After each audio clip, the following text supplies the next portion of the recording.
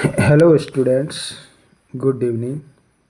आज मैं पुनः एक बार आपके बीच उपस्थित हुआ हूँ मेरे यूट्यूब चैनल आलोक क्लासेस के माध्यम से। इस बार प्रखर हिंदी 8वीं क्लास की जो हिंदी की वर्कबुक है, हिंदी की कार्यपुस्तिका है, उसकी कुछ वर्कशीट्स, कार्यपत्रक नंबर 21 से 25 तक संपूर्ण हल पूरे विवरण के साथ लेकर उपस्थित हुआ हूँ।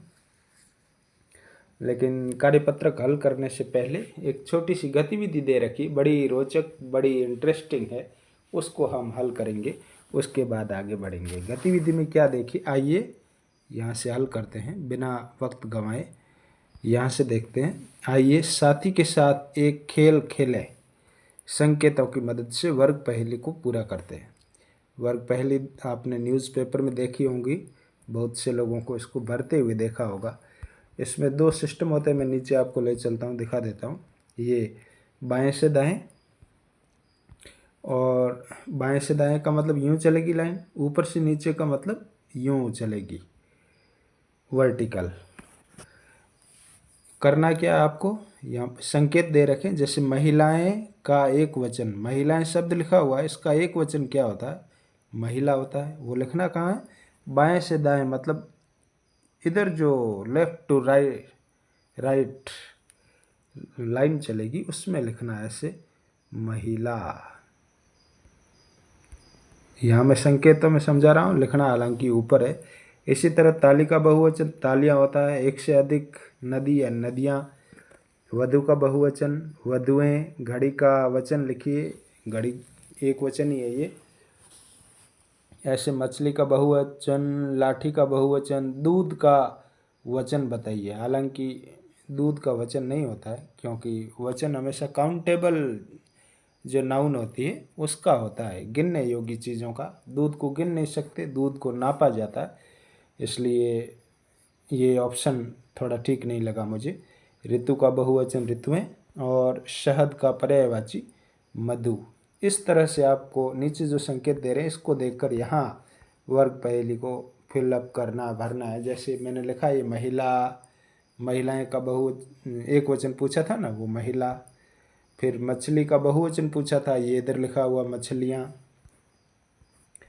ये ऊपर से नीचे था मछलियाँ। बाएं से दाएं था महिलाएं का एक वचन, तो महिला हो गया।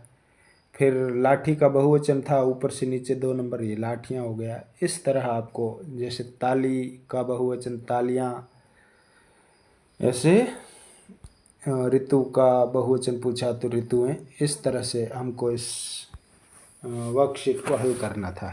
ये थी, सॉरी वर्कशीट नहीं थी, गतिविधि थी। पहले वर्कशीट चालू होने से पहले एक छोटा सा अभ्यास करना था गतिविधि के माध्यम से। अब हम चलते हैं कार्यपत्रक हल करते हैं। इन कार्यपत्रकों में क्या क्या चीज़ें, क्या क्या गतिविधियाँ हैं, उनको समझने का, उनको हल करने का प्रयास करते हैं। कार्यपत्रक नंबर 21 देखिए, क्या दक्षता आएगी इसको हल करने से। व्यवहारिक व्याकरण, संबंध बोधक शब्दों का उपयोग कर पाना। संबंध स्थापित होता है 2 शब्दों का, जैसे राम की पेन, ऐसे मोहन का लड़का।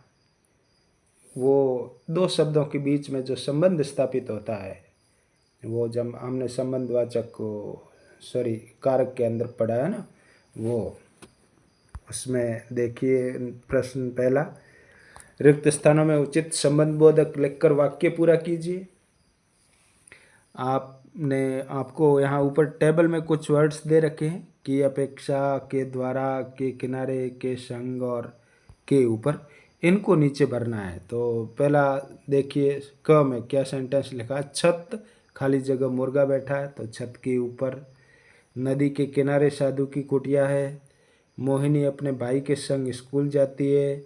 मुझे सेब की अपेक्षा आम अधिक पसंद है। इस तरह से ऊपर से, यहाँ से इस कॉलम में से आपको वर्ड्स उठाने हैं और नीचे भरने हैं। ये आपका क्वेश्चन नंबर 1 हल हो जाएगा इससे। दूसरा, 2 वाक्यों को जोड़कर वाक्य बनाइए। गोलू थक गया था, एक ये वाक्य, दूसरा वह सो गया था।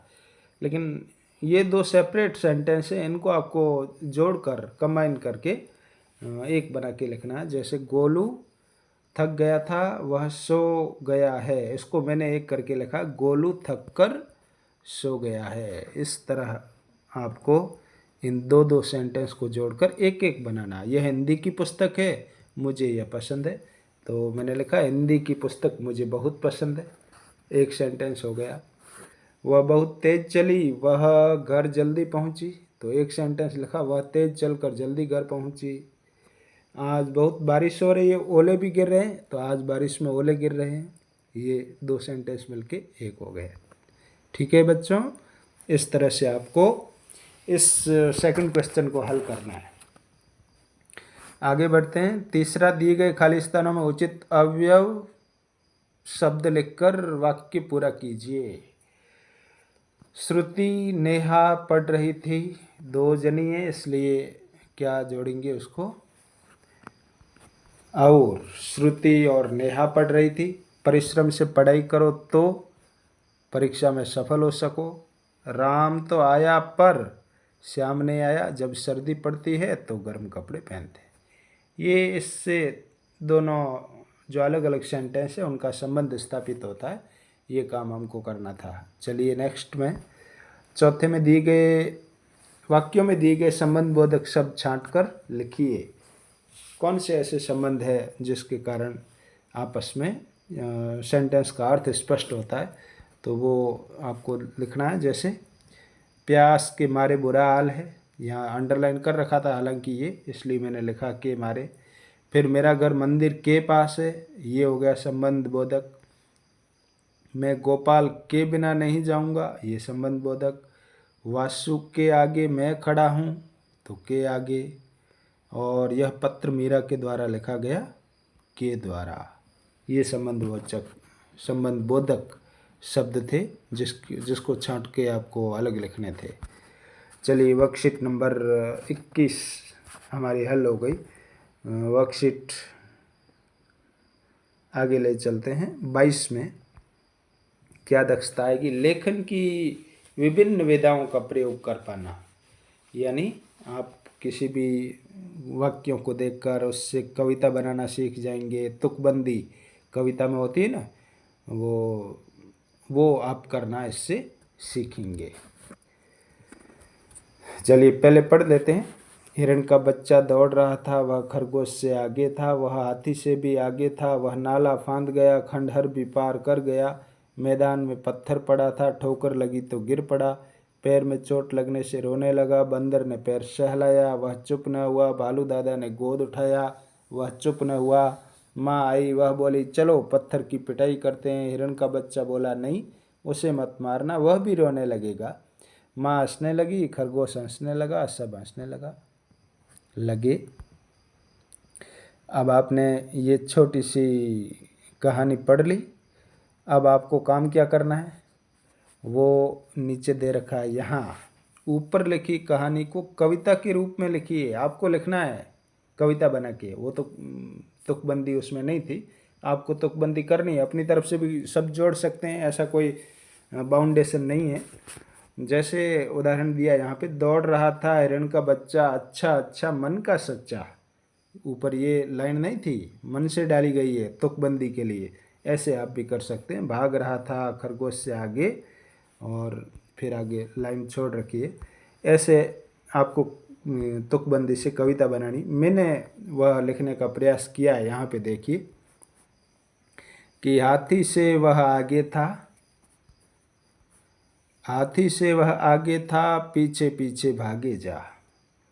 खंडहर नाला फांद गया, चोट लगी पर भाग गया। बंदर ने सहलाया पैर, दोनों निकले करने शैर। इस तरह से आपको कविता बनानी है। नीचे एक और लिखा है, आओ पत्थर की करें पिटाई। माँ ने कहा था ना कि चलो पत्थर को पीटते हैं। आओ पत्थर की करें पिटाई, पहले तू चुप हो जा भाई। इस तरह से आखिर जो शब्द है उसकी आपस में तुकबंदी होनी चाहिए। जैसे पैर, शैर, पिटाई, भाई। ये कौशल, ये दक्षता, ये कॉम्पिटेंसी हम में आ जाएगी इस कार्यपत्रक नंबर 22 को हल करने से। चलिए आगे बढ़ते हैं। कार्यपत्रक नंबर 23, इसमें क्या कॉम्पिटेंसी आएगी, क्या दक्षता आएगी हम में, इसमें देखिए ऊपर दे रखा है, दक्षता क्या आएगी, गद्यांश या पद्यांश को पढ़कर समझ के साथ प्रश्नों के उत्तर दे पाना। इसको पहले पढ़ना अच्छी तरह से, देन आफ्टर जो क्वेश्चन दे रखे हैं नीचे उनके उत्तर लिखने हैं। किसी जंगल में एक हरा भरा पेड़ था। उस पेड़ पर बहुत से पक्षी अपना घोंसला बनाकर रहते थे। उन पक्षियों में एक तोता भी था। वह शिकारी था। अन्य पक्षी तो फल फूलों के साथ साथ कीड़े मकोड़े भी खा लेते थे पक्षी, परंतु वह तोता केवल पेड़ के फल फूल खाकर ही संतुष्ट रहता था। एक दिन उस जंगल में एक शिकारी आया। हरे भरे पेड़ पर तरह तरह के पक्षियों को बैठा देख उसने शिकार करने की सोची। उसने जहर से बने बाण से एक पक्षी पर निशाना लगाया। जहर से बना हुआ था बाण, किंतु उसका निशाना चूक गया और बाण पेड़ के तने में जा लगा। कुछ दिनों के बाद पेड़ जहर के असर से सूख गया और पक्षियों का आशियाना उजड़ गया। यानी जहर वाला जो बाण था वो पक्षी के तो लगा नहीं, पेड़ पे लगा, तो जहर के असर के कारण पेड़ धीरे धीरे सूख गया और बेचारे सारे पक्षियों के जो आशियाने यानी घोंसले थे वो उजड़ गए। अब आपको काम क्या करना, पहला प्रश्न देखिए, दिए गए विकल्पों में से सही उत्तर चुनिए। कौन कौन से विकल्प दे रखे। जंगल में कैसा पेड़ था, सामने हरा भरा सूखा विषैला, तीन में से आपको छांटना है। तो हम सबको पता जंगल में पेड़ कैसा था, हरा भरा, तो ये राइट हो गया। फिर तोता कहाँ रहता था, तोता पेड़ पर रहता था, गुफा में नहीं था, पिंजरे में भी नहीं था। पेड़ पर पक्षी क्या बनाकर रहते थे, पक्षी घोंसलों में रहते हैं, बिल तो बनाते नहीं हैं, न झोंपड़ी बनाते हैं। और तोता शाकाहारी था। शाकाहारी का अर्थ क्या है, मांस का सेवन करने वाला, नहीं, मांस का सेवन नहीं करने वाले को शाकाहारी कहते हैं। तो बताओ मांस का सेवन करने वाले को क्या कहते हैं, मांसाहारी। आगे चलते, रिक्त स्थानों की पूर्ति कीजिए। फल फूल लिखने यही है रिक्त स्थानों में, फल फूल, पक्षी, जहर, वर्षा और बाण। चलिए हल करते हैं। हरा भरा पेड़ जहर के असर से सूख गया, बिल्कुल हमने ऊपर पढ़ा। पेड़ों पर बहुत से पक्षी अपना घोंसला बनाकर रहते थे। बाण के जहर से पेड़ सूख गया। शाकाहारी पक्षी फल फूल खाकर ही अपनी भूख मिटाते हैं, कीट पतंगों को वो नहीं खाते। अशुद्ध शब्दों को शुद्ध करके लिखिए, यानी नीचे जो कुछ शब्द दे रखे वो अशुद्ध है, इनको आपको ठीक करना है। जैसे घोंसला लिखा हुआ तो बिंदी नहीं लगी, मैंने वापस लिखा इसको शुद्ध करके, यहाँ पे बिंदी लगा के घोंसला। महात्मा में त पूरा है जबकि होता आधा है, तो महात्मा। पश्चात में स आधा त हलंत, वो मैंने ठीक करके लिखा है। और धार्मिक, यहाँ पर धार्मिक लिखा हुआ है, आपको धार्मिक करना है, र ऊपर चढ़ाना है। इसमें जो लिखा है उसमें माँ में र डाला हुआ है। चौथे में क्या करना है, शब्द युग्मों से वाक्य बनाइए। हरा भरा बगीचे में हरा भरा पेड़, कोई शब्द दे रखा है, आपको सेंटेंस लिखना थोड़ा लंबा। जैसे दे रखा है दाल रोटी, तो यहाँ पर हमने लिखा है दाल रोटी खाकर हम गुजारा करते हैं। ऐसे सेंटेंस आप अपनी इच्छा से दूसरा लिख सकते हैं, कोई ज़रूरी नहीं ये लिखना, लेकिन तरीका ये है। खाना पीना, उसने खाना पीना छोड़ दिया क्योंकि कोई बीमार होगा। कचौरी पकौड़ी, कचौरी पकौड़ी स्वादिष्ट होती है या स्वादिष्ट लगती है। इस तरह से आप भी अपने सेंटेंस लिख सकते हैं इच्छा से भी। कार्यपत्रक नंबर 24, पद्यांश को पढ़कर समझ के साथ प्रश्नों के उत्तर आप दे पाएंगे। जैसा पिछले में किया हमने वैसी की वैसी दी गई कहानी को पढ़कर प्रश्नों के उत्तर दीजिए। कहानी क्या, एक नदी के किनारे ताड़ का भारी पेड़ था। वह बहुत मोटा और मजबूत था, यानी ताड़ झुकता नहीं किसी के आगे, इतना मजबूत था। उसके निकट ही सरकंडे के कुछ पौधे उगे हुए थे। सरकंडा कहते हैं गन्ने के जो होते हैं ना पौधे, उनको। तो वो उगे हुए थे जिनके तने नर्म और लचीले थे। वो बड़े लचीले होते हैं, झुक जाते हैं, हवा से भी अपन खींचते हैं तो भी झुक जाते हैं, वापस सीधे हो जाते हैं। एक दिन जोर की आंधी आ गई। ताड़ का पेड़ खूब मजबूत होते हुए भी बीच में से टूट गया, क्योंकि वो मजबूत था, झुकता नहीं था, इसलिए टूट गया और सरकंडों के पौधों के बीच जा गिरा। परंतु सरकंडों के पौधों को किसी प्रकार की कोई हानि नहीं हुई, कारण वो नरम थे, वो सख्त नहीं थे।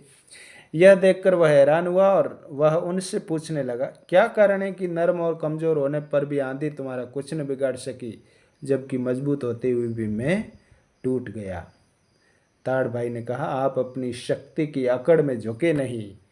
ये मोरल स्टोरी है, बड़ी अच्छी शिक्षा देने वाली बात यहाँ पे बोली गई है। देखिए कि आप अपनी शक्ति की अकड़ में झुके नहीं और टूट गए, परंतु हमने नर्म होने के कारण झुककर आंधी की प्रभुता स्वीकार कर ली। आंधी से कहा कि आप हमसे ताकतवर हो जाइए, और हम सुरक्षित रहे। थोड़ी देर चली आंधी, फिर चली गई, इसलिए हम बच पाए। पहला प्रश्न देखिए, नदी के किनारे किसका पेड़ था? पढ़ा हमने अभी, ताड़ का। ताड़ के निकट कौन से पौधे उगे हुए थे? इधर आया हुआ है, शरकंडे, इसके पौधे थे।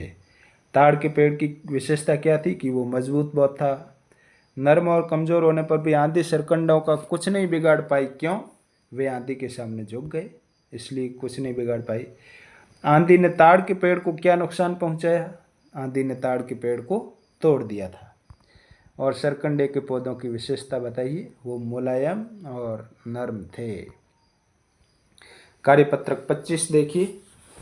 आप अपने आप को कक्षा 7 की छात्रा, आप भले ही 8वीं क्लास की है ये कार्य पुस्तिका, लेकिन आपको अपने आप को कक्षा 7 की छात्रा मानना है और विद्यालय में छात्राओं के शौचालय की सफाई करवाने हेतु विद्यालय के प्रधानाध्यापक, प्रधानाचार्य महोदय को प्रार्थना पत्र लिखना है। बड़ा आपके लिए उपयोगी कार्य है ये। परीक्षा में आते हैं इस तरह के प्रश्न, इसलिए आपको कैसे लिखना है यहाँ मैंने लिखा। देखो, सेवा में श्रीमती प्रधानाचार्य, महात्मा गांधी राजकीय विद्यालय भणियाणा। विषय क्या लिखा? बालिका शौचालय की सफाई बाबत महोदया जी, सविनय निवेदन है कि अपने विद्यालय के बालिका शौचालय में गंदगी पसरी हुई है, क्योंकि विगत काफ़ी दिनों से सफाई नहीं की गई है। अतः श्रीमती जी से सादर निवेदन है कि बालिका शौचालय की सफाई करावें। आपकी अति कृपा होगी, धन्यवाद। इस तरह एक प्रार्थना पत्र आपको लिखना है। वार्षिक परीक्षा में, अर्धवार्षिक परीक्षा में ऐसे प्रार्थना पत्र आते हैं, इसलिए इसको बड़े ध्यान से लिख ले। में यहाँ पर मैंने समस्त छात्राएं लिखा है, लेकिन आप अपना व्यक्तिगत भी लिख सकती है, तो आपकी आज्ञाकारी शिष्य जो भी है वो आपको करना है। ये था कार्यपत्रक नंबर 25। अब हमने 21 से 25 जो 5 कार्यपत्रक हल किए, उसके आधार पर एक छोटा सा आकलन, एक छोटी सी परीक्षा है, उसको भी हल कर देते हैं। नीचे लिखे अशुद्ध शब्दों को शुद्ध रूप में लिखिए। प्राथमिक गलत लिखा हुआ है, आपको इसको ठीक करना है। मैंने ठीक करके लिखा है। क्या गलती थी आपको दोनों को देखोगे तो पता चल जाएगा। हिंदी और फूल और बंदर। फिर नीचे गद्यांश दे रखा है, उसको पढ़ना, फिर प्रश्नों के उत्तर देने। घटना अप्रैल 1799 चौथे मैसूर युद्ध के मैदान की है। जनरल हैरिस के नेतृत्व में अंग्रेज फौज ने मैसूर राज्य पर हमला बोल दिया था। अंग्रेजी फौज राजधानी श्रीरंगपट्टनम के काफ़ी नज़दीक पहुंच गई थी, लेकिन किले तक पहुंचना आसान नहीं था। किले के दक्षिण में सुल्तान कोट गांव के पास एक ऊंचा टीला था। टीपू ने अपने बंदूकधारी सैनिकों की एक टुकड़ी उस टीले पर तैनात की। ये छोटी सी एक स्टोरी थी, इसको हमने पढ़ा। अब प्रश्न देखिए। आसान शब्द का अर्थ है, आसान यानी सरल। नीचे लिखे शब्दों का अर्थ लिखिए। फौज, सेना को कहते हैं नज़दीक यानी पास। यहाँ थोड़ा क्लियर नहीं दिख रहा है, इसलिए मैं लिख देता हूँ, आपको ऐसे लिखना, पास।